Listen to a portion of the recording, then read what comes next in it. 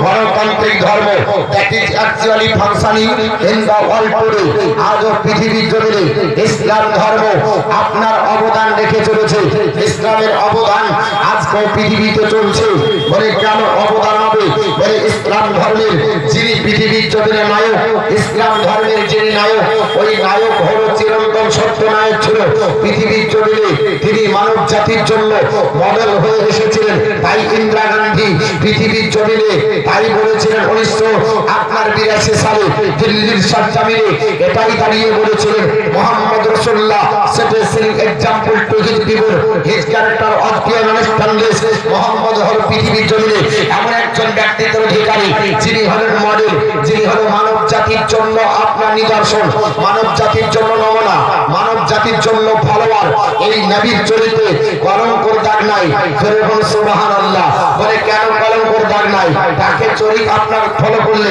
আমাদের কি লাভ হবে ইন্দিরা গান্ধী বলেছিলেন তাকে ফলো করলে এটা হবে আমি তোমাদেরকে নির্দ্বিধায় বলছি মুহাম্মদ রাসূলুল্লাহ সাল্লাল্লাহু আলাইহি ওয়াসাল্লাম not only founded a new religion but also established a polity শুধুমাত্র ধর্মীয় নেতা নয় তিনি ছিলেন পৃথিবীর জমিনে সারা বিশ্বের জন্য মানব জাতির নেতার জন্য বলুন আর একটু জোরে বলুন সারা বিশ্বের জন্য মানব জাতির নেতা যিনি তিনি হলেন মুহাম্মদ রাসূলুল্লাহ হিন্দুর জন্য তিনি পথপ্রদর্শক খ্রিস্টানের জন্য পথপ্রদর্শক ইহুদির জন্য পথপ্রদর্শক আপনার চারণের জন্য পথপ্রদর্শক যত পৃথিবীতে ধর্মাবলম্বী মানুষ হিসাবে বিবেচিত হবে নিজের আপনার মত প্রকাশ করবে তাদের জন্য একমাত্র সাহারা তাদের জন্য একমাত্র হাদি আল্লাহ যাকে পাঠিয়েছেন তিনি হলেন আপনার আমাদের নবী আমরা সৌভাগ্যবান যে পৃথিবীর জমিনে ইসলামের মধ্যে ঢুকেছি তবে ইসলামের মধ্যে ঢুকলে আল্লাহ পাক বলেছে উদখুলু ফিস সিলমি কাফা সর্বাত্মকভাবে ইসলামের মধ্যে প্রবেশ করো আধা আধি প্রবেশ করলে হবে না আপনার এক অংশ প্রবেশ করলে হবে না সর্বাত্মকভাবে ইসলামের মধ্যে প্রবেশ করলে আপনার জীবনের পরিবর্তন হবে এই জন্য আপনার আমার দায়িত্ব হবে আপনার সম্পূর্ণভাবে ইসলামের মধ্যে ঢুকতে গেলে কোরআন অনুযায়ী চলতে হবে নবীর সুন্নতি তরিকায় চলতে হবে নবীকে ফলো করতে হবে ঠিক না ঠিক বাবা কোরআন অনুযায়ী চলবে কারণ Quran is the ultimate constitution for human race Quran হলো মানব জাতির জন্য চূড়ান্ত সংবিধান বহু সংবিধান রচনা হয়েছে আজ পর্যন্ত কোরআনের মতো সংবিধান হবে না পাকিস্তানের সংবিধান এক পাল্লায় দাঁড় করা হবে ভারতের সংবিধান এক পাল্লায় দাঁড় করে দেন আফগানিস্তানের সংবিধান এক পাল্লায় দাঁড় করে দেন তুর্কিস্তানের সংবিধান এক পাল্লায় দাঁড় করে দেন আপনার ফিলিস্তিনের সংবিধান এক পাল্লায় দাঁড় করে দেন আমেরিকার সংবিধান এক পাল্লায় দাঁড় করে সারা বিশ্বের 199টি দেশের সংবিধান যদি এক পাল্লায় দাঁড় করা হয় খোদার কসম করে বলি আল্লাহ প্রদত্ত সংবিধান এই কোরআন যদি অপর পাল্লায় দাঁড়ায় তো কোরআনের ওজন বেশি হবে যদি বলেন সুবহানাল্লাহ কারণ এটা কোনোদিন আপনার মানুষের রচনা নয় কোরআন হলো আল্লাহর আপনার বাড়ি এই জন্য বলা হয় Quran is a burning miracle Quran হলো জ্বলন্ত মুজিজা Quran is the not the words of Islam কোনো মানুষের বাড়ি নয় কোরআন ইজ দা ওয়ার্ডস অফ আল্লাহ কোরআন হলো আল্লাহর বাড়ি যে আল্লাহর বাড়ি হবে আর মোল্লার বাড়ি এক হতে পারে না হবে একটু জোরে বলুন আল্লাহর বাড়ি আর মোল্লার বাড়ি এক হবে না এই জন্য মহান আল্লাহ পাক বলে আমার বান্দা বান্দি তোমাদের কাজ হবে ইট ইজ ইন মাই কোরআন আমার কোরআনের শরণাপন্ন হও I will solve all your problem তোমাদের সব সমস্যার সমাধানকারী আমি আল্লাহ করব জোরে বলুন সুবহানাল্লাহ তবে তোমাদের নিয়ম হবে পৃথিবীর জমিনে ইফ ওয়ান রিড দা কোরআন কোন ব্যক্তি যদি কোরআন পড়ে আপনার তার দায়িত্ব হবে আপনার উইথ লাভ মহব্বতে যেন কোরআন পড়ে his heart must be change অবশ্যই তার হৃদয়ে পরিবর্তন হবে জোরে বলুন আরেকটু জোরে বলুন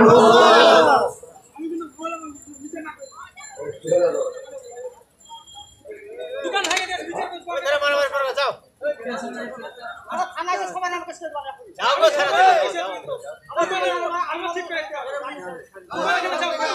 এই যাও বল আমি বল হাজির হয়ে গিয়া এই ওই যাও আল্লাহুম্মা সাল্লি আলা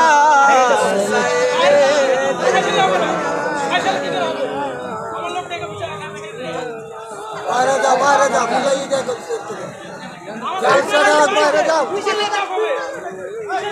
বাইরে যাও اللهم صل على মাওলানা মুহাম্মদ ওয়া আলা সাইয়্যিদিনা মাওলানা মুহাম্মদ সাল্লাল্লাহু আলা মুহাম্মাদিন সাল্লাল্লাহু মুহাম্মদ হরদম জবা সালাকালা পাক নবী মুহাম্মদ হরদম জবা সফি আলা মুহাম্মদ সাল্লাল্লাহু আলাইহি সাল্লাম। আমার বন্ধুগণ, বলার উদ্দেশ্য হলো আল্লাহ পাকের কোরআন জীবন ধারণ করে জীবন আপনার পরিবর্তন হয়ে যাবে। কোরআন বলল, টেক রিফিউজ ইন মাই কোরআন, আমার কোরআনের শরণাপন্ন হয়ে যাও। I will solve all your problem, তোমাদের সব সমস্যার সমাধানকারী আমি আল্লাহ হয়ে যাব। আমার কোরআনকে একটু ফলো করো, কোরআন পড়ো, জীবন পরিবর্তন হয়ে যাবে। আল্লাহ পাকের কোরআন একটু পড়ুন বাবা, জীবন পরিবর্তন হবে। এই জন্য পৃথিবীর জমিনে আল্লাহ পাক বললেন, ইন্নাদ দীনা ইনদাল্লাহিল ইসলাম। আরে এখন বিরত হচ্ছে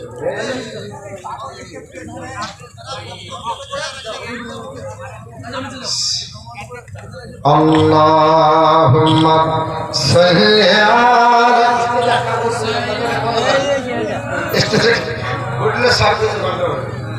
ওয়া আলা আলি সাইয়্যিদিনা মাওলানা মুহাম্মদ সাল্লাল্লাহু আলা মুহাম্মাদিন সাল্লাল্লাহু মুহাম্মদ হরদম জবা সালাকালা পাক নবী মুহাম্মদ হরদম জবা সালাকালা সফি আলা। আল্লাহর কোরআন অনুযায়ী চলেন, কোরআন ধরে পৃথিবীর জমিনে একমাত্র কোরআন হলো আপনার আমার জন্য পদপ্রদর্শক, আপনাকে গাইড দিবে। আল্লাহর নবীর কাছে যান, নবী হলো আপনার আমার জন্য হাদি। এই পৃথিবীর জমিনে আপনার যদি জীবন পরিবর্তন করতে হয়, তাহলে আপনার কোরআন অনুযায়ী বিশ্ব নবীর জীবনকে ফলো করতে হবে। কারণ নবী হলো আপনার বলা হয়েছে কোরআনের যদি চরিত্র দেখতে বলা হয় যে এই আপনার বলা হয়েছে নবীর চরিত্রটা কি, মা আয়েশাতুর হুমায়রা রাদিয়াল্লাহু তাআলা আনহাকে জিজ্ঞেস করা হলো, মা আয়েশা আপনি বলে দেন নবীর চরিত্রটা কি? মা আয়েশাতুর হুমায়রা বলে নবীর চরিত্র হলো পবিত্র কোরআন। জোরে বলুন সুবহানাল্লাহ। তাহলে কোরআন পড়লেন মানে নবীর চরিত্র জানলেন, আর নবীকে জানলেন মানে কোরআন আপনার বোঝা হলো। ঠিক না বেঠিক বাবা? পৃথিবীর জমিনে আপনার আমার এই জন্য আপনার দুটোকে ভালো করে বুঝতে হবে। আপনি বলবেন মতিউর রহমান শুধুমাত্র তোমরা নবী নবী আর কোরআনের কথা বলো, এই পৃথিবীর জমিনে এছাড়া কি আর আছে? না বাবা, এছাড়া আর কোনো কিছু নাই। যা পাবেন এগুলোকে মৈথন করে সব হয়ে যায়। কারণ পৃথিবীর জমিনে হিন্দু শাস্ত্রের কিতাবগুলো আপনি পড়লে দেখতে পাবেন কোরআন হলো 18 খণ্ড বিভক্ত। কয় নাম্বার বললাম? পুরাণ হিন্দু শাস্ত্রের একটা প্রাচীন গ্রন্থ, তার 18 খণ্ডে বিভক্ত। একটির নাম হলো ব্রহ্ম পুরাণ, একটির নাম হলো পদ্ম পুরাণ, একটির নাম হলো শিব পুরাণ, একটির নাম হলো লিঙ্গ পুরাণ, একটির নাম হলো রাবা, একটির নাম হলো বামন, একটির নাম হলো ব্রহ্ম বৈবর্ত, একটির নাম হলো পঞ্চ, একটির নাম হলো বিষ্ণু, একটির নাম হলো অগ্নি, একটির নাম হলো বাবা, একটির নাম হলো বামন, একটির নাম ভবিষ্যৎ, একটির নাম হলো কল্কি। এই 18 খণ্ড পুরাণ, তার মধ্যে লাস্ট 2 খণ্ড, একটার নাম হলো ভবিষ্যৎ পুরাণ, একটার নাম হলো কল্কি পুরাণ। এই দুটো খণ্ডে আল্লাহ পাকের আপনার নবীর পৃথিবীর জমিনে বসে প্রশংসা করা হয়েছে। জোরে বলুন সুবহানাল্লাহ। আল্লাহ পাক পরিচয় দিচ্ছে তাদের আপনার মতামত, এটা আমরা মানি আর না মানি ওটা আলাদা কথা। উত্তরাখণ্ডের অনকারী পঞ্চম পরিচ্ছেদের মধ্যে আপনি দেখতে পাবেন এবং আল্লাহ উপনিষদ 7ম পরিচ্ছেদের মধ্যে লেখা আছে, গুরু আপনার বেদব্যাস বলেছে হতা রবীন্দ্র মহাসুরেন্দ্র আল্লাহ 6ম পরম ব্রহ্ম আল্লাহ আল্লাহ রাসূল কোন বরস আল্লাহ আল্লাহ আদ আল্লাহ বকমে কম আল্লাহ বকম নির্খদ কম আমি মহেন্দ্র আমি জ্যেষ্ঠ শ্রেষ্ঠ পরম পূর্ণ ব্রহ্মা আমি আল্লাহ ছাড়া অন্য কোন মাবুদ নাই আর মুহাম্মদের সমতুল্য পৃথিবীর দ্বিতীয় কোন ব্যক্তি নাই জোরে বলুন সুবহানাল্লাহ আর জোরে হবে না সুবহানাল্লাহ আপনারা মনে হচ্ছে প্রত্যেকদিন জালসা শুনে সুবহানাল্লাহ বলে গলা বসে গেছে একবার সুবহানাল্লাহ বললে আপনার 80টা নেকি হয় মহব্বতে বললে আল্লাহ পাক আপনার জন্য একটা গাছ লাগাবে জান্নাতে জোরে বলুন সুবহানাল্লাহ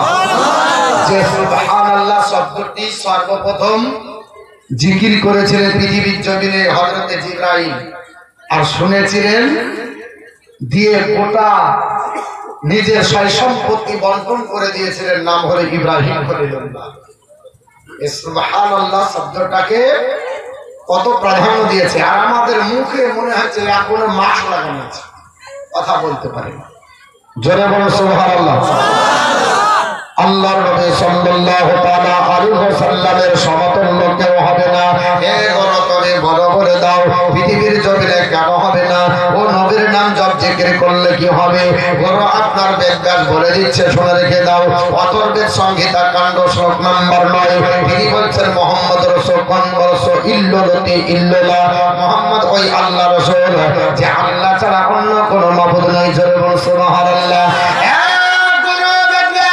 নবীর নাম জপ জিকির করলে কি হবে উনি বলছে শুনে রেখে দাও নবীর নাম একবার যদি জিকির করো তোমার জন্য জাহান্নাম হারাম হয়ে যাবে আল্লাহর জান্নাত জাহান্নাম হারাম হয়ে যাবে আল্লাহর জান্নাত ওয়াজিব হয়ে যাবে জোরে বলুন সুবহানাল্লাহ এ করো বলো তুমি বলে দাও উনি বলছেন লা ইলাহা হাদ্দি বাবা ইল্লা ইলাহা পরম পদমা জন্ম বৈকুণ্ঠ অপইনতি জপি নাম মুহাম্মদ লা ইলাহা পড়লে জীবনের সব গুনাহ মাফ হয়ে যায় ইল্লাল্লাহ পড়লে চরম সম্মানের অধিকারী হয়ে যায় আর চিরতরে যদি স্বর্গে বাস করতে চাও বিশ্ব নবীর নাম জপ জিকির করো নবীর নাম জিকির করো নবীর নাম জিকির করলে কি হবে আল্লাহর জান্নাত তোমার জন্য হালাল হয়ে যাবে আমরা এই জন্য নবীর জিকির করে ঠিক না ঠিক বাবা আমরা নবীর উপর দরুদ পড়ি অনেক ব্যক্তি বলছেন না নবীর উপর দরুদ টাইম পাসের জন্য পড়ে বলে কিনা এরা বলছেন না দরুদ পড়া চলবে না আল্লাহর নবী সাল্লাল্লাহু তাআলা আলাইহি ওয়াসাল্লামের উপর দরুদ পড়েছে পৃথিবীর জমিনে আপনার মনে হয়তো সব জায়গায় লেখা আছে বুখারী শরীফ আপনার তিরমিজি ইবনে মাজাহ আবু দাউদ যত হাদিস আছে প্রত্যেকটা হাদিসে দরুদ আছে কিনা বাবা সাল্লাল্লাহু তাআলা আলাইহি ওয়াসাল্লাম বলে একটা হাদিসও বিনা দরুদে লেখা নাই আর এরা বলছে দরুদ পড়তে হবে না নাউজুবিল্লাহি মিন যালিক আমার আপনার নবীর প্রতি হিন্দু ধর্মের আপনার গুরু বেদব্যাস বলছে একবার যদি বিশ্ব নবীর উপর দরুদ পড়া যায় 1 বছর ধরে আসমানে আযাব নাযিল হবে না জোরে বলুন সুবহানাল্লাহ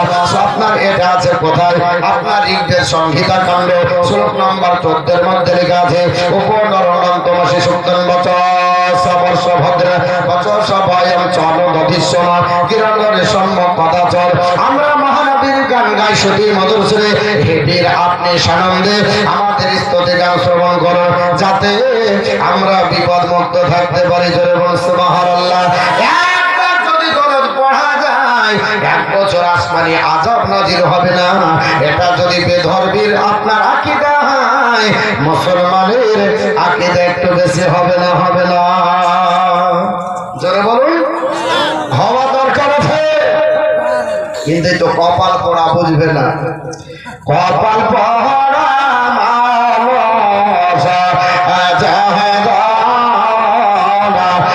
শত কথা করে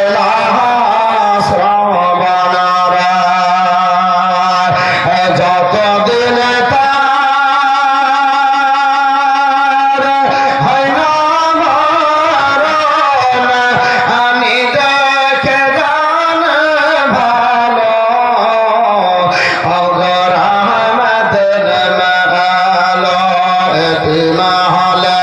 মায়া মিনার কলে অগর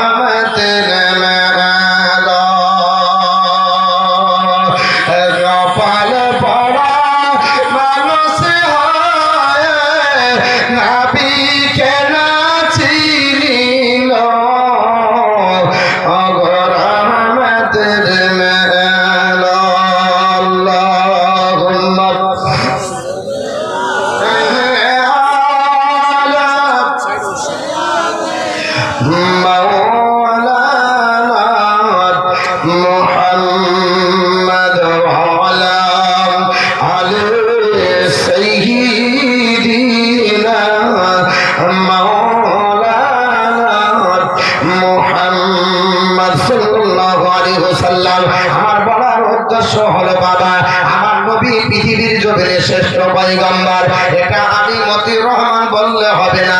সারা বিশ্বের মনীষীরা এটা একটা কথা বলে দিয়ে গেছে। তারা বলেছে পৃথিবীর জমিনে যদি কাউকে ফলো করতে হয় নবী মুহাম্মদ রাসূলুল্লাহকে ফলো করো। বলে মুহাম্মদ কেন এত আপনার গুরুত্বপূর্ণ ব্যক্তিত্ব? তিনি বললেন পৃথিবীর জমিনে মুহাম্মদ ছাড়া পৃথিবীতে আর কোন রাস্তা খুঁজে পাওয়া যাবে না। তিনি হলেন আল্লাহর হাবিব, আল্লাহর পয়গম্বর। আল্লাহ পৃথিবীর জমিনে দুজাহানের বাদশা করে তাকে পাঠিয়ে দিয়েছে। এই পৃথিবীর মানুষেরা তার কাছে চলে যাও। আল্লাহ তাকে উত্তম নমুনা করে উত্তম চরিত্র করে পৃথিবীর জমিনে পাঠিয়েছে। ও নবী পৃথিবীর জমিনে আসলে আপনার অন্ধকার নিবজ্জিত মানুষকে আলোর পথ দেখাবে, তোমরা জানতে পারবে। কোথায় লেখা আছে? আপনি ওখান ভবিষ্যৎ কোরআন শ্লোক নম্বর 22, 23 আর 25 এর মধ্যে তিনি আপনার ডাক দিয়ে গরু বেদঘাট বললেন। এটাও লেখা আছে আপনার ভবিষ্যৎ কোরআনে। তিনি বললেন জগৎবাসী তোমরা শোনো, আমি গরু বেদঘাট তোমাদেরকে বলে গেলাম।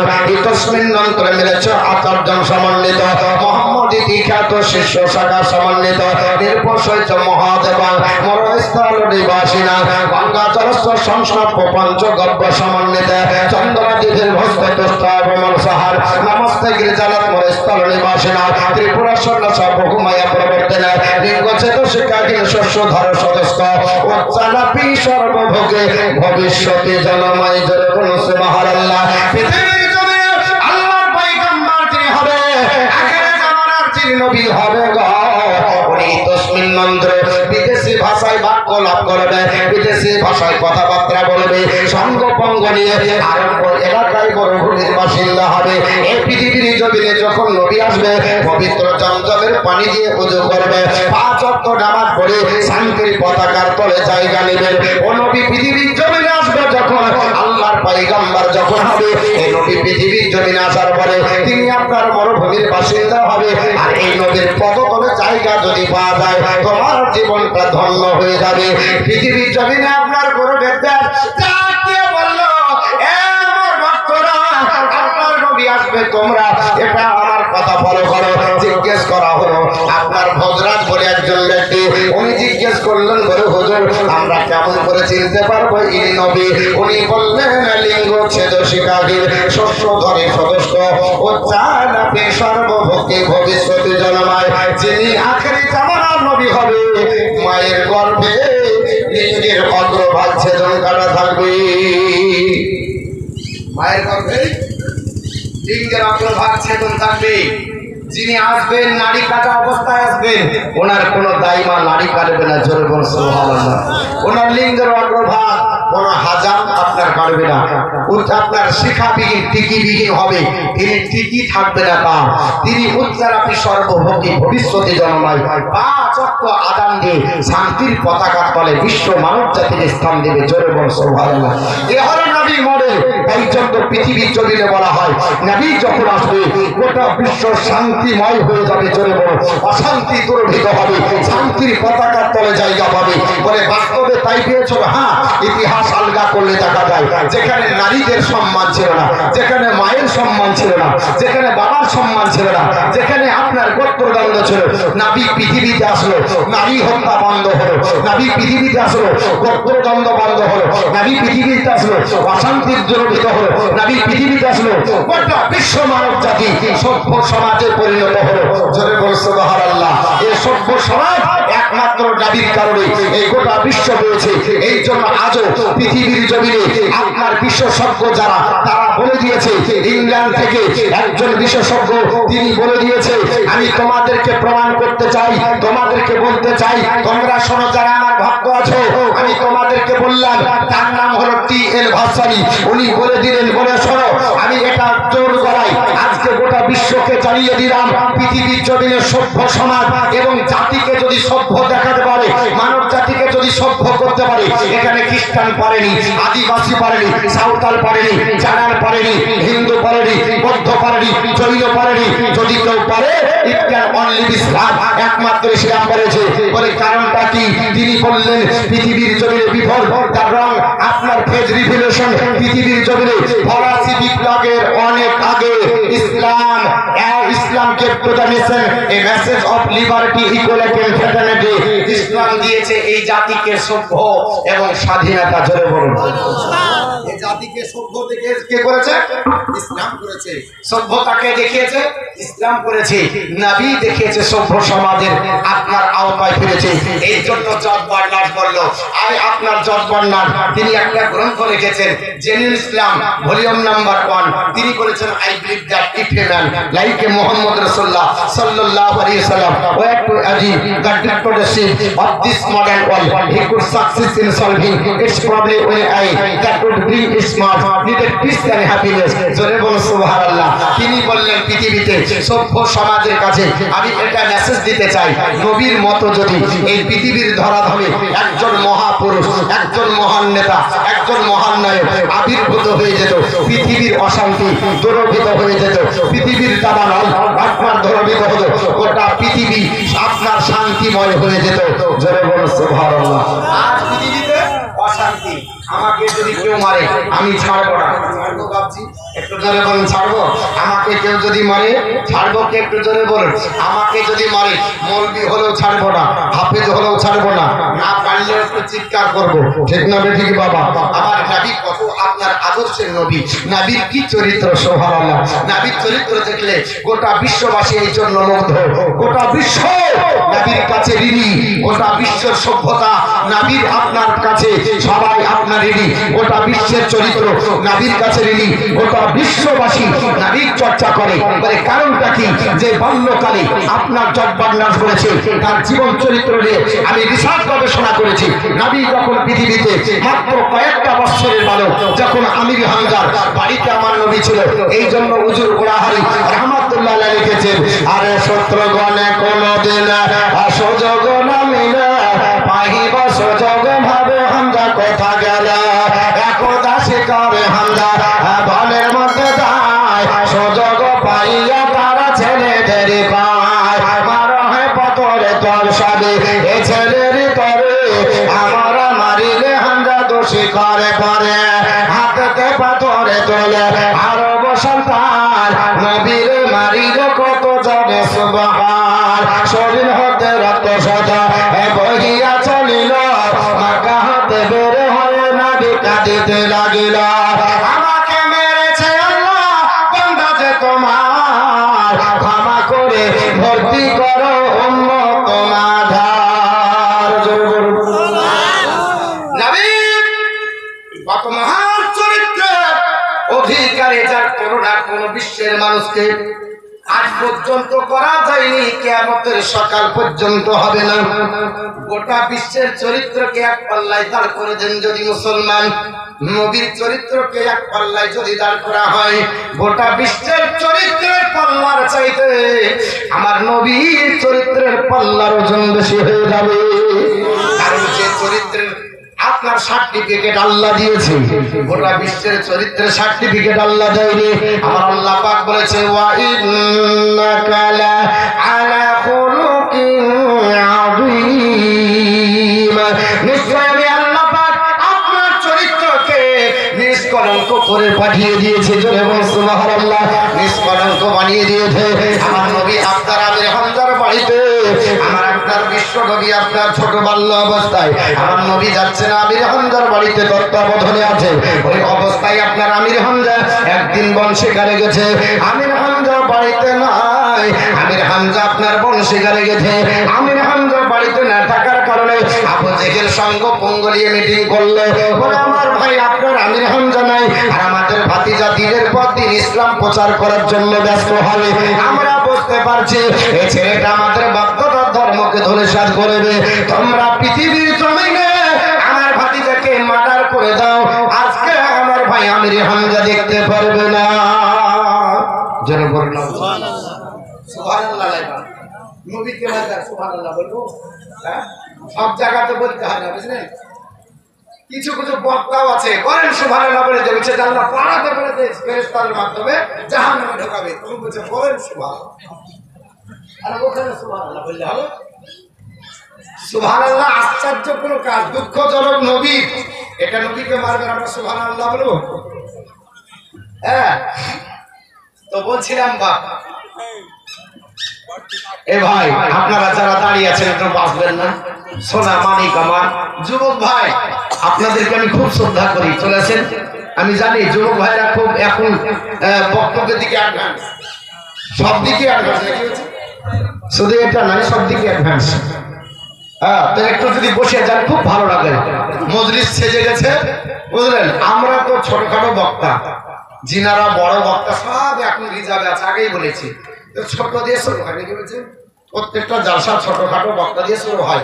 তা আপনারা বসে যাবেন, সুন্দর পরিবেশ হবে, আর আপনার বড় বড় বক্তাকে নির্দিষ্ট টাইমে তুলে দেওয়া হবে। হ্যাঁ আসেন, চলে আসেন ভাই, একটু আসেন, বসেন, ফাঁকা জায়গা আছে, সুন্দর দেখাবে, চলে আসেন, চলে আসেন। কত সুন্দর পরিবেশ হচ্ছে দেখো তো, এদিকে কত জায়গা আছে, অনেক জায়গা আছে, চলে আসেন এদিকে। আরে টাকা দিতে হবে না, চলে আসেন, টাকা পয়সা পকেটে রাখেন, নাকি গো? টাকা পকেটে রাখেন, আপনি দিবেন আপনার কাজে হবে, দিবেন না কাজ হবে নাকি? চ্যারিটি বিগিনস এট হোম, নিজের থেকে শুরু করো, দিলে দিবেন, না দিবেন না দিবেন, ওটা আমার তো কোনো ব্যাপার নাই, মৌলভী সাহেবদের কোনো ব্যাপার নেই, এটা হচ্ছে নিজের কর্ম নিজে করতে হবে। চলে আসেন। আল্লাহুম্মা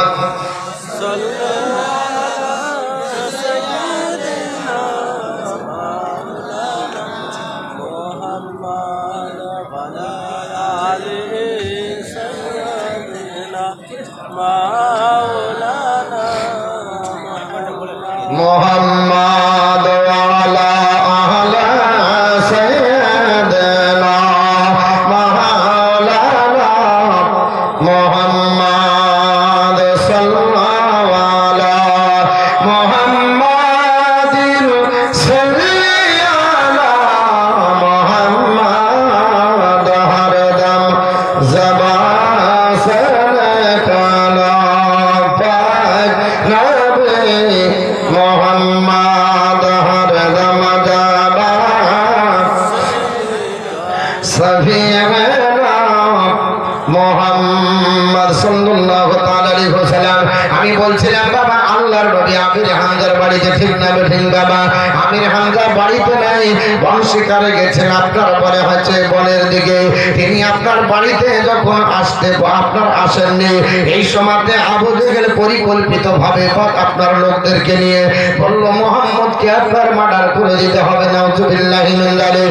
বুদ্ধিজীবী কিছু তার মধ্যে লোক বলল না গো আবু জেহেল, আপনি যে সিদ্ধান্ত নিয়েছেন এটা ঠিকঠাক হবে না, কারণ আমরা বড় প্রাপ্তবয়স্ক, আমরা যদি মার্ডার করে দিই আমাদের জন্য আপনার দেশের মানুষেরা আপনার মামলা দায়ের করবে, আমাদেরকে দোষারোপ করবে, আমির হামজা দোষাবে, অতএব আমাদের দ্বারা হবে না, আপনি বাচ্চাদেরকে লাগিয়ে দেন, তাহলে কেউ দোষারোপ করবে না। আবু জেহেল আপনার এই মতামতটাকে আপনার গ্রহণ করলো। আবু জেহেল বলল ঠিক আছে। আবু জেহেল বলল পৃথিবীর জমিনে আপনার বলে হয়েছে। আবু জেহেল বলল শোনো, তোমাদের মতামতটা নিব, তবে কাকে লাগানো যায়? আবু জেহেল বলল যে ঠিক আছে, তোমরা মতামত পেশ করো। বুদ্ধিজীবী কিছু লোক বলল বাচ্চাদেরকে লাগিয়ে দেন। মুহাম্মদ সাল্লাল্লাহু আলাইহি ওয়াসাল্লাম উনি কাবা শরীফে প্রতিদিন আসে, কাবা জিয়ারত করতে। ওই কাবা ঘরে আপনার পাথর নিক্ষেপ করে তার ক্ষত বিক্ষত করতে হবে। উনি ওইখানে পড়ে হয়তো মার্ডার হয়ে যাবে, ক্ষত বিক্ষত হয়, কেউ জানতে পারবে না বাচ্চা ছেলে করেছে বলে আমরা হাঁটিয়ে দেব। পৃথিবীর জমিনে আল্লাহর নবী কাবা ঘরে কাবা জিয়ারত করতে ব্যস্ত, কাবার ঘরে আল্লাহর ঘরে যে নবীজি আপনার শান্তি নিজের আপনার মনের তৃপ্তি মিটায়, বাচ্চা ছেলেরা আপনার গেল জবার পরে আবু জেহেলের নির্দেশে ছোট ছোট পাথরগুলো তুলে নবীর পাশে আসো, আপনার কপাল সোজা মারল। আল্লাহর নবীর যেন আপনার মনে হচ্ছে পাশিনা লেগে গেল, নবীর যেন আপনার কপালে লেগে গেল, আল্লাহর নবীর আপনার গায়ে লেগে গেল। ওই পাথরের আঘাতে রক্ত বের হতে আরম্ভ করে দেয়। আমার নবী পাথরের আঘাতে আপনার মনে হয়েছে ওইখানে বসে আল্লাহ পাককে স্মরণ করে বলেন আল্লাহ পাক আমাকে এরা চিনে না, আল্লাহ পাক মক্কা মুস্তাফার মানুষেরা আমাকে চিনে না। আয় আল্লাহ, মক্কাবাসীদেরকে তুমি ক্ষমা করে দাও, মক্কাবাসীদেরকে তুমি আল্লাহ মাফ করে দাও। আমার নবী যদি হাত তুলে দোয়া করতেন মক্কা মুস্তাফার মানুষগুলো শেষ হয়ে যেত, কিন্তু আমার নবী দোয়া করলেন না। আমার নবী এই দোয়া দোয়া করলেন, বলে হে আল্লাহ পাক, আমি মক্কা মানুষকে ভালোবাসি, মক্কা মারতাবার আপনার মানুষদেরকে আমি স্নেহ করি। ও আল্লাহ পাক, মক্কার মানুষেরা যারা আমাকে নেতৃত্ব দিয়ে পাথর মেরে আমাকে ক্ষতবিক্ষত করে আমার বাসিনা ধরিয়ে দিয়েছে, আমার রক্ত ধরিয়ে দিয়েছে, আমার জুতো ভিজিয়ে দিয়েছে রব্বে কায়নাত, আয় আল্লাহ তাদেরকে তুমি ক্ষমা করে দাও, তাদেরকে হেদায়েত করে দাও। জোরে বলুন সুবহানাল্লাহ। আল্লাহ পাক তাদেরকে হেদায়েত করুন। দোয়া করলেন না, পৃথিবীর জমিনে আমার নবী হেদায়েতের জন্য দোয়া করলেন। মক্কা মজ্জাবার মানুষেরা মারার পরে বাচ্চা ছেলেরা আনন্দ করছে আবু জেহেলকে নিয়ে। আল্লাহর নবীর চাচা আমির হামজা বাড়িতে আসলেন। আমির হামজার বাড়িতে ঢুকছেন, বিবি ডাক দিয়ে বলে, ওগো স্বামী, আপনি বাড়িতে আসছেন, গোসল পরে করবেন, একটু মোহাম্মদের খুঁজলেন। আমাদের ভাতিজা মোহাম্মদ কারো আপনার অন্যায় করে না, কাউকে গালি বন্ধ দেয় না, কাউকে আপনার কিছু বলে আপনার টাই করে না, আক্রমণ করে না। আজ আমাদের মোহাম্মদের উপরে অত্যাচার করেছে আবু জেহেলের সঙ্গপঙ্গরা। আজ মোহাম্মদকে আপনার ক্ষত বিক্ষত করে তার রক্ত ঝরিয়ে দিয়েছে। আবু জেহেলকে আজকে আপনার বলে হচ্ছে শায়েস্তা করতে হবে। আমির হামজার বউ কান্না করতে লাগলো। আমির হামজার স্ত্রী কান্না করে বলে, স্বামী আপনি পারবেন না, একটু প্রতিশোধ নিতে। আমির হামজা বললেন, আরে বিবি, আজ গোসল পরে করে হবে, যতক্ষণ পর্যন্ত ভাতিজা মোহাম্মদের পরিচয় না জানবো ততক্ষণ পর্যন্ত আমি আর গোসল করব না। আমির হামজা তাড়াতাড়ি তরবার নিয়ে আপনার কাবা শরীফের চাতালে হাজির হলেন। আল্লাহর নবী সিজদায় পড়ে ডাক দেয়, মক্কা মজ্জাবার মানুষেরা আমাকে যারা আঘাত করেছে আল্লাহ তাদেরকে ক্ষমা করে দাও, আল্লাহ তাদেরকে মাফ করে দাও। আল্লাহ পাক এই মক্কাকে তুমি আল্লাহ ক্ষমা করে দাও। আমির হামজা তখন দেওয়ার পরে আমির হামজা রাদিয়াল্লাহু তাআলা সেই সময়তে দেওয়ার পরে ডাক দিয়ে বলে, ভাতিজা মোহাম্মদ তুমি আমার দিকে তাকাও, আমি তোমার আপনার চাচা জান আর তোমার প্রতিশোধ নেওয়ার জন্য এসেছি। কে মেরেছে বলে দাও। আল্লাহর নবী তার দিকে তাকিয়ে দেখলেন না, নবী আপনার প্রতিশোধ নেওয়াকে মনোভূত মনে করলেন না। আমির হামজা অনাপ ধরে দেখতে পেল আবু জেহেল মারার পরে সঙ্গ পঙ্গ দিয়ে আনন্দ উপলব্ধি করতেছে। আল্লাহর নবীর চাচা আমির হামজা ধরতে ধরতে যাওয়ার পরে আবু জেহেলকে একটা থাপ্পড় মেরে বেহুশ করে পৃথিবীতে ফেলে দিয়েছে। আবু জেহেলের সঙ্গ পঙ্গরা ডাক দিয়ে বলে, এ আমির হামজা, আজ পৃথিবীর জমিনে আমাদের নেতাকে মেরেছে, তাকে যেতে দেব না। আমির হামজাকে মারবে বলে ডাক দিয়েছে। আমির হামজার পেছনের দিকে তাকিয়ে সবাই কম্পিত হতে লাগলো, কেউ মারার সাহস পেল না। আমির হামজা রাদিয়াল্লাহু তাআলা ঘুরে এসে বলতেছেন, ভাতিজা এ মুহাম্মদ তুমি আমার দিকে তাকাও, আমি মক্কা মজ্জাবার আপনার বড় বড় যারা নেতা ছিল তাদেরকে ডাকিয়ে এসেছি এবং আমির হামজা আজ আবু জেহেলকে মেরে বেহুশ করে মাটিতে ফেলে দিয়ে এসেছে। আল্লাহর নবী বলেছিলেন, চাচা আমি না এসেছি কারো সংহার করিতে, তুমি কেন চাও চাচা প্রতিশোধ নিতে? তওবা করে আমির হামজা কই নবী বলে, ধন্য তুমি জন্মেছ আমাদের ঘরে। চাচা এই পৃথিবীতে আমি কাউকে ধ্বংস করার জন্য আসি, আমার খুশি হলো তুমি যদি তাকে না মেরে আমার মধুমাখা কলমা পড়ে নাও, তাহলে তার চাইতে বেশি খুশি হব। জোরে বলো। আমির হামজা বলছে, ভাতিজা শত ব্যথার পরে জ্বালা যন্ত্রণা সহ্য করে তোমার রক্ত ঝরছে, এত আঘাত তুমি সহ্য করার পরে তুমি মহব্বত ছাড়ো না কলমা, এই কলমা পড়লে তুমি সন্তুষ্ট হয়ে যাবে।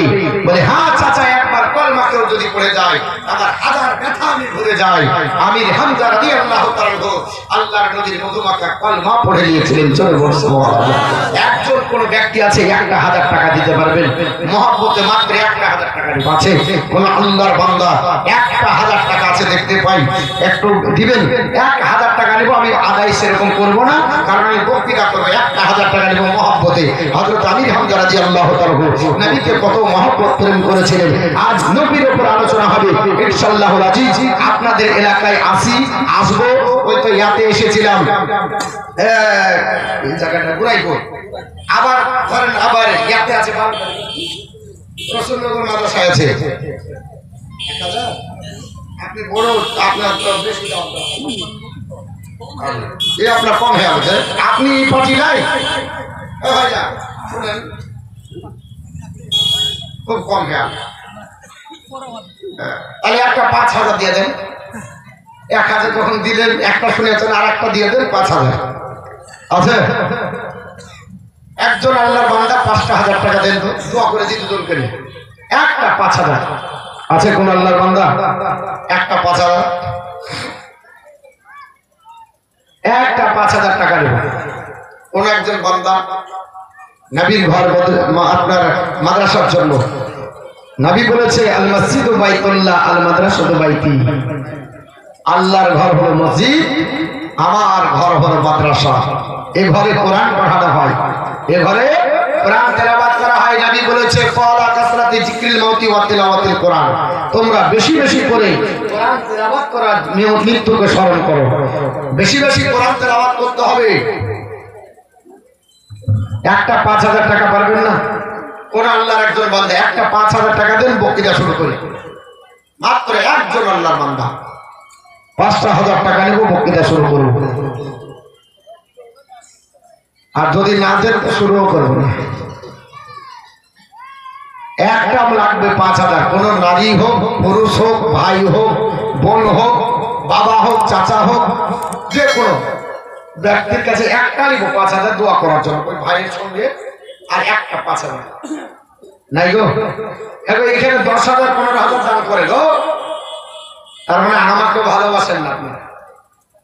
হ্যাঁ, একটা 5000 টাকা নাই দেন। একজন কোন মার্জা মুজাহিদ, বাপ চলে গেছে, ভাই চলে গেছে, আত্মীয় স্বজন গেছে, পাড়া প্রতিবেশী সবার জন্য রহিম মাগফিরাতের জন্য দোয়া করব। একটা 5000 আজ না পারলে কাল দিবেন, বাকিতে দেন, হয়তো নিয়ে আসেননি, লিখাও দেওয়া হবে, আপনারা সময় সাপেক্ষে দিয়ে দিবেন যখন হাত সরবে। একটা 5000 নাই, কম হয় বেশি হয়, 10,000 20,000 আছে, আমাকে দিবেন না, বুঝলেন? আমি জানি এই দেশের লোক আমাদেরকে ভালোবাসে না, বাড়ির কাজকার লোক বলে। 5000 টাকা একটা দিন দোয়া করে বক্তৃতা শুরু করি, একটা ব্যক্তি, বেশি না, মাত্র একজন নেব, 2 জন চাইব না। আল্লাহুম্মা আমিন। আল্লাহুম্মা সাল্লি আলা সাইয়্যিদিনা শাফিয়ানা হাবিবানা মাওলানা মুহাম্মাদিন মালিকুল সাল্লিম সালাতু ওয়া সালামু আলাইকা রাসূলুল্লাহ সালাতু ওয়া সালামু আলাইকা ইয়া হাবিবাল্লাহ। আয় আল্লাহ, আপনার বান্দা বান্দীরা যারা এসেছে সকলের জায়েজ কামনা পূর্ণ করে দিন। আয় আল্লাহ, সকলকে এই মাদ্রাসার জন্য সাহায্য সহযোগিতার হাত বাড়ান। আয় আল্লাহ, তৌফিক দান করুন। আয় আল্লাহ পাক, এক ভাই 1000 টাকা দান করেছে, তার আত্মীয় স্বজন যারা গভীর অন্ধকার কবরে নিরাম নগরের বাসিন্দা হয়ে চলে গেছে, আল্লাহ তাদের সকলের কবরকে রিয়াজুল জান্নাতের টুকরো বানিয়ে দিন। আয় আল্লাহ, আমি গুনাহগার, সে একার বান্দা, আয় আল্লাহ পাক আমার দোয়া কবুল করুন। আয় আল্লাহ, আমার সঙ্গে মুফতি আপনার মাওলানা হাফেজ কারি, আয় আল্লাহ কত বড় বড় আপনার পৃথিবীর জমিনে আবির বান্দা, সলেহিন বান্দা আপনার কাছে হাত তুলেছে আমার সঙ্গে, আল্লাহ যার হাত পছন্দ হবে তার হাতে ওসিলায় আমাদের সকল হাতগুলোকে কবুল করে নিন। আয় আল্লাহ, আমাদের মধ্যে যারা বিমারি, আল্লাহ শিফায়ে কামিলা দান করুন। আয় আল্লাহ, পৃথিবীর জমিনে ঋণগ্রস্ত ব্যক্তিদেরকে ঋণ পরিশোধ করার তৌফিক দান করুন। আয় আল্লাহ, পৃথিবীর জমিনে বালা মুসিবত হচ্ছে তাদেরকে শিফায়ে কামিলা দান করুন। ওয়া সাল্লাল্লাহু তাআলা আলা খায়রি খালকিহি ওয়া নূর আরশিহি ওয়া আহলি বাইতিহি ওয়া যুররিয়াতিহি মুরশিদিহি উম্মতে আজমাইন। আমিন আমিন সুম্মা আমিন। বিহাক্কি লা ইলাহা ইল্লাল্লাহু মুহাম্মাদুর রাসূলুল্লাহ সাল্লাল্লাহু আলাইহি ওয়াসাল্লাম। আল্লাহুম্মা সাল্লি আলা সাইয়্যিদিনা মাওলানা মুহাম্মাদ ওয়া আলা আহলি সাইয়্যিদিনা মাওলানা মুহাম্মাদ সাল্লাল্লাহু আলা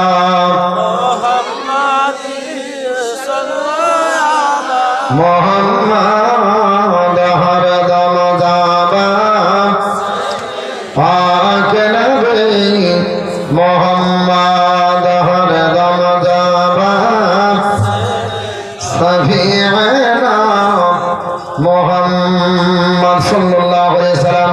আমার বন্ধুগণ, বলার উদ্দেশ্য হলো আপনাদের কাছে বলছিলাম পৃথিবীর জমিনে আল্লাহর নবী সাল্লাল্লাহু তাআলা আলাইহি ওয়াসাল্লামের উপরে একবার মহব্বতে দরুদ শরীফ পড়লে আপনার বলে আছে 1 বছর আসমানি আযাব নাযিল হবে না, এটা তাদের বিশ্বাস। আমার নবী কে হবে তাও বলে দিলাম। পৃথিবীর জমিনে আমার নবীর আপনার বলে হচ্ছে পদতলে যদি কোনো ব্যক্তি সেক্রেটারি সাহেবের শাশুড়ি উনি 500 টাকা দান করেছে ওই চেহারা থেকে। আচ্ছা,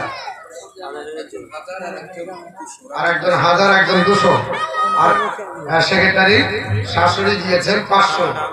আল্লাহ পাক তাদের সকলের দানকে কবুল করে নিন। জোরে বলেন আমিন সুম্মা আমিন।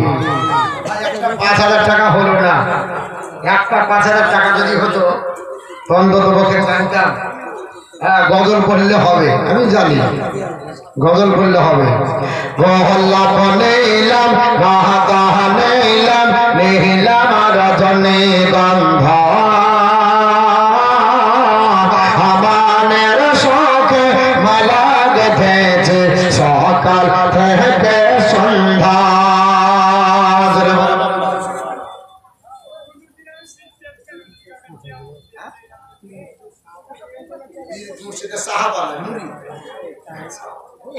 আচ্ছা ঠিক আছে, হ্যাঁ ভক্ত, হ্যাঁ ঠিক আছে। আল্লাহ পাক আপনাকে আরো ভক্ত রাখুন।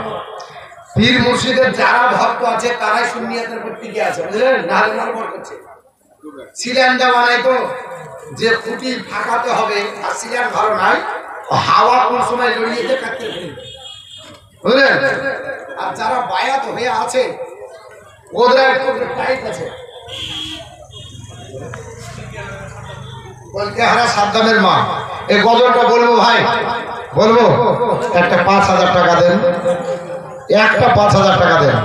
হ্যাঁ আমাদের ওরা হারের বুহার তো কেউ নেই, একটা নেই আছে। গজলটা বলবো একটা ব্যক্তি 5000 টাকা। কত বলেন? 5000।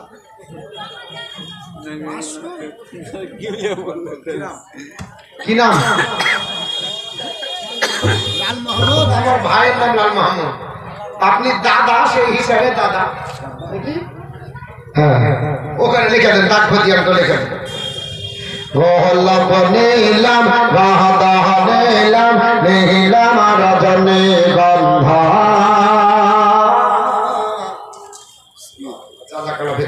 তো 5000 টাকা একটা লিখো ভাই, বেশি না, একজন ব্যক্তি।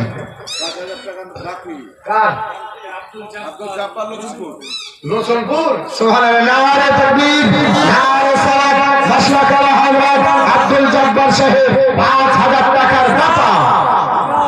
দেখেন একটা আল্লাহ পাক কোন দিক থেকে কাকে আল্লাহ পাক পাঠিয়ে দিবে আল্লাহই ভালো জানে।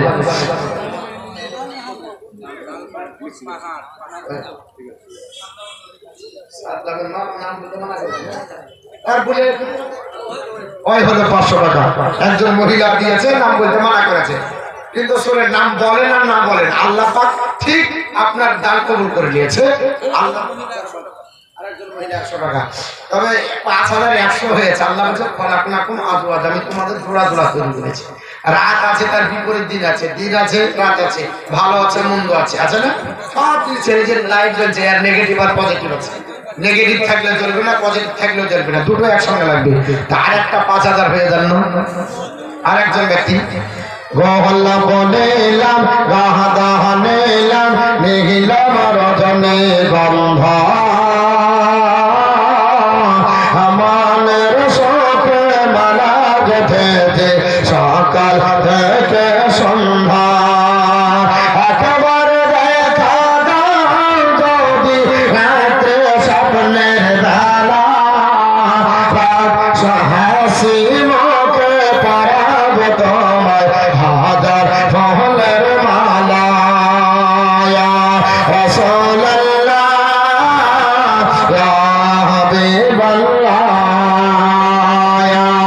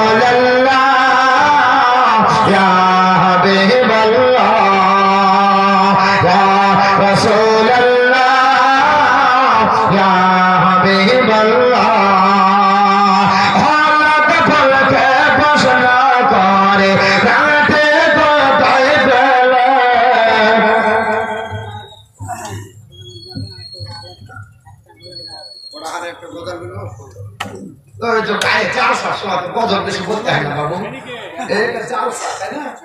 তার সাথে শুধু বজর চোখ বলতে আমি তো সারি ছিলাম না, আমি বক্তা। এবার আপনারা রিকোয়েস্ট করে যদি শুধু বজরই বলে তো বক্তব্য হবে হবে বলেন না বলতে বলছে যখন সুবহানাল্লাহ। রিভার্স আপনার নাম? আপনার ছেলের নাম কোথায় থাকে? ছেলে কি করে?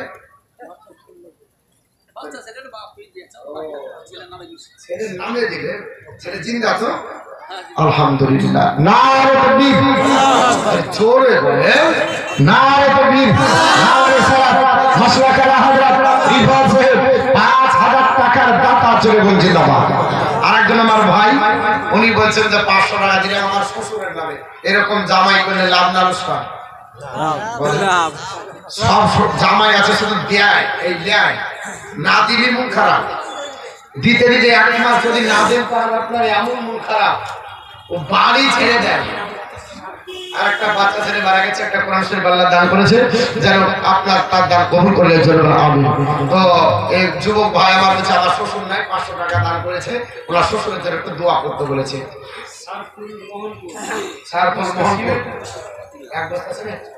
এক বস্তা সিমেন্ট আর 200 টাকা আল্লাহ পাক দান কবুল করে চলবে। আমিন। সামিউল 500 টাকা মায়ের নামে দোয়া করতে বলেছে। সকলকে নিয়ে একটু হাত তুলেন তো আল্লাহুম্মা আমিন। রব্বানা যালামনা আনফুসানা ওয়া ইল্লাম তাগফির লানা ওয়া তারহামনা লানাকুনান্না মিনাল খাসিরিন। রব্বানা তাকাব্বাল মিন্না ইন্নাকা আনতাস সামিউল আলিম ওয়া তুব আলাইনা ইন্নাকা আনতাত তাওয়াবুর রহিম। আয় আল্লাহ পাক, আপনার বান্দা বান্দি বড় আশা করে টাকায় 100 কেউ 500 কেউ 1000 কেউ 2000 কেউ 5000 দিয়েছে, আল্লাহ পাক তাদের জায়েজ কামনা পূর্ণ করে দিন। তাদের আত্মীয় স্বজন শ্বশুর শাশুড়ি নানা নানি আপনার বাপ মা যারা পৃথিবীর জমিন থেকে গহীন অন্ধকার কবরে চলে গেছে, আল্লাহ তাদের সকলকে জান্নাত নসিব করে দিন। সুবহান রাব্বিকা রাব্বিল ইজ্জাতি আম্মা ইয়াসিফুন ওয়া সালামুন আলাল মুরসালিন ওয়ালহামদুলিল্লাহি রাব্বিল আলামিন।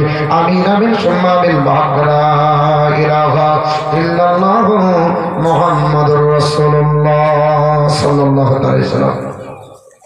জি বাজার নগদ ইসমাইল এই গোপীনাথপুর বাড়ি। সুবহানাল্লাহ। ইসমাইল আমার দাদাজি 2000 টাকার দাতা জোরে বলুন জিন্দাবাদ। আল্লাহ পাক দান কবুল করে নেন, জোরে বলুন আমিন। তো বলছিলাম বাপ আপনারা উঠাউঠি করবেন না, কেবল জালসা শুরু হলো, বুঝতে পেরেছেন? এখন আপনাদের চলবে, কোনো অসুবিধা নাই। তো যেটা বলছিলাম আল্লাহ রাব্বুল আলামিনের বিশ্ব পয়গম্বর সাল্লাল্লাহু তাআলা আলাইহি ওয়াসাল্লাম এই নবীর মান, নবীর সম্মান পৃথিবীতে আল্লাহ পাক কত দিয়েছে আমি আপনি শেষ করতে পারবো না। আপনার চর্চা করি পৃথিবীর জমিনে প্রত্যেকটা আপনার মনীষী এটাই তারা বলে দিয়েছে, পৃথিবীর জমিনে একমাত্র অল ইন অল এই এদিকে তাকান, এখন দিয়ে সেখানে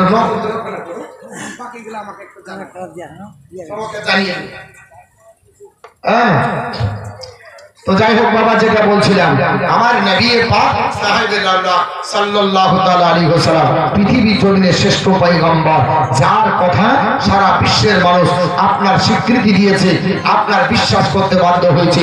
এই জন্য মহান আল্লাহ পাক মুসা কালিমুল্লাহকে ডাক দিয়ে বলে, এ Musa Kalimullah, I will raise them up a prophet from among their brother like unto Thi.